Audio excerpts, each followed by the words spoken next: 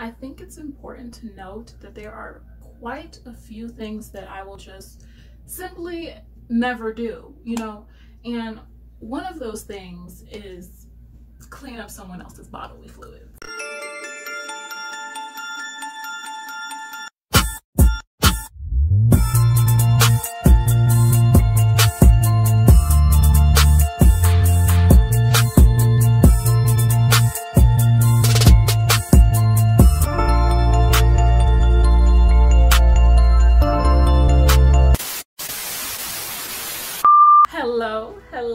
Hello everybody. I am Katie and this is my channel, Katie Codes, where I put up videos about my journey in STEM and software and just, you know, my general life. Now, if any of this sounds interesting to you, feel free to subscribe to my channel and feel free to like this video, please, and make sure you hit that bell notification so you're notified every time I post. And now, without further ado, let's go ahead and get into today's video. One of my goals with this channel is actually to help people see their potential to be successful in tech, regardless of their background. Hopefully, telling my story helps. I started my college career as a hardcore pre-med student. I wanted to go into oncology, which is just cancer, you know, the study of cancer, and I wanted to conduct research on gene therapies and personalized medicine to improve patient outcomes, and I just wanted to make the world a better place and my family proud. It was a labor of love. At that point, it was a labor of love at that point. Now, as a dewy-eyed freshman, this was all fine and dandy, but by spring semester, I was just not in the mood for all of that. The clubs, the trying to be good at like all of my classes. And I had also taken a seminar that was actually hosted by an emergency room physician at my school's med campus. So I was able to hear firsthand experiences from doctors who worked at my university's hospital. There were actually 2 lectures that made me severely question my commitment to becoming a cancer doctor. Now, the first was a lecture held by an actual oncologist, okay? He said himself that his job was death, surgeries, and prescriptions, and those who were interested in going into cancer should volunteer with hospice care. The death part really hit me personally, but you know, I was convinced. I was like, perseverance, Caitlin, you could make it through. The second lecture was from a surgeon. He brought videos, and he said to the class, he's like, if you cannot sit through these videos, then medicine is not for you. He didn't say surgeries weren't for you. He said medicine is not for you.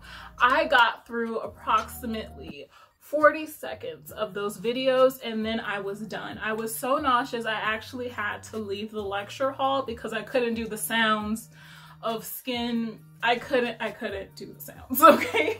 If I'm being completely honest, I was ready to draw my major after that video, but I had put in so much time and effort into my plan that I started working with hospice care just to make sure that this would be the right field for me.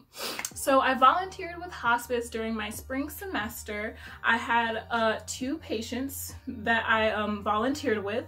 I was assigned, and they actually both passed away very quickly after me meeting them.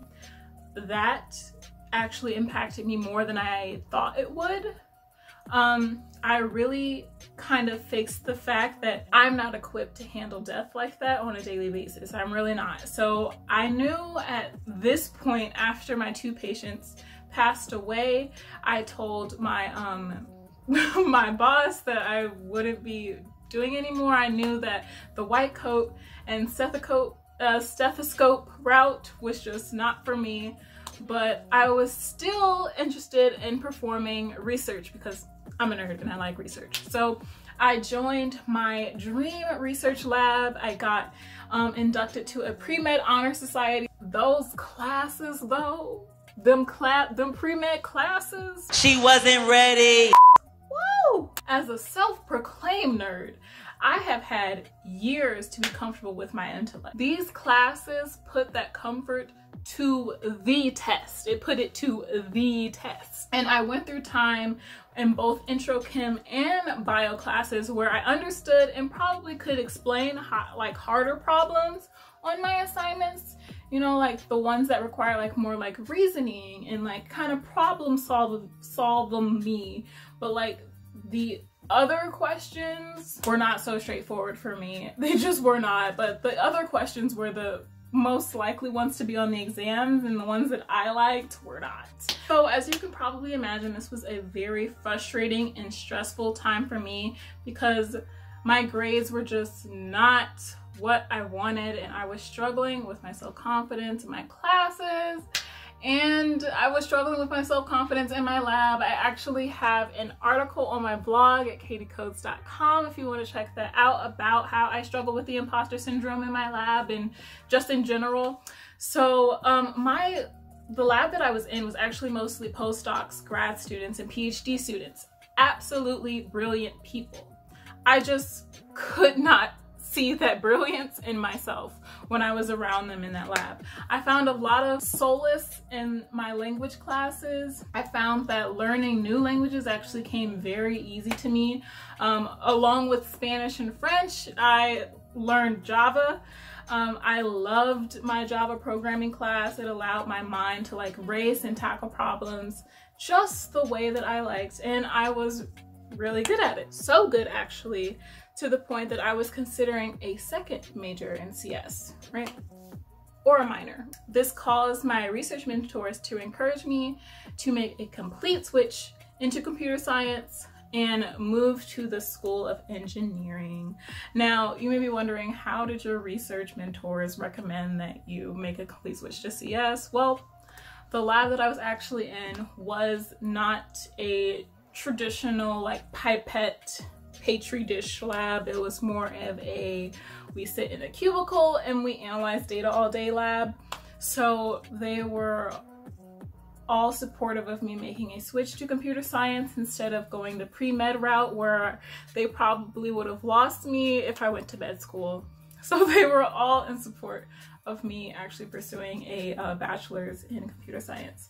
So they very much encouraged me to do that, and then I made that complete switch over into the School of Engineering around my junior year or so. I was hesitant too because at this point, you know, I had only taken one class and I still had my 4-year plan. It was in a spreadsheet, y'all. I need y'all to understand this 4-year plan was amazing to me.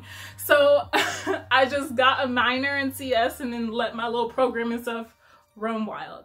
I really neglected all of my other courses to code, and then I would neglect my coding classes to catch up with my pre-med classes.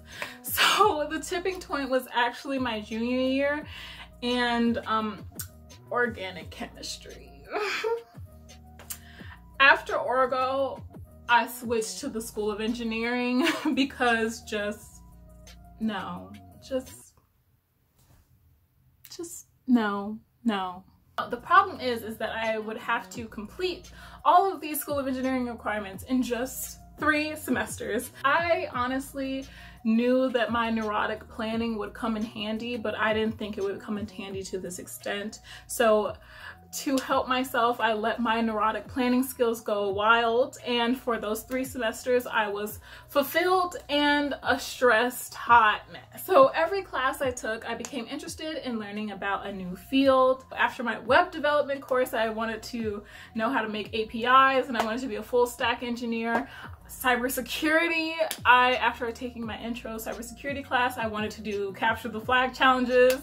Still do. I actually have a video up about that, and I honestly am just so grateful that I made the leap to pursue more than a minor in CS. There's just so many possibilities for me now, both in biology and in software development with just my computer science degree, and I absolutely love it. Now, before I end this video, I just want everyone to really realize how versatile software development and technology is. All I had was just, you know, my love for problem solving, which is what got me into research, and a little hint of neuroticism from my planning, and it all came together in the end. Okay, I think that is going to be all today. Feel free to contact me with any like questions or advice. I am still a beginner when it comes to cybersecurity, but I can, you know, provide some type of advice or answers in regards to just getting started with software. This is Katie Codes, and I hope to see you in my next video.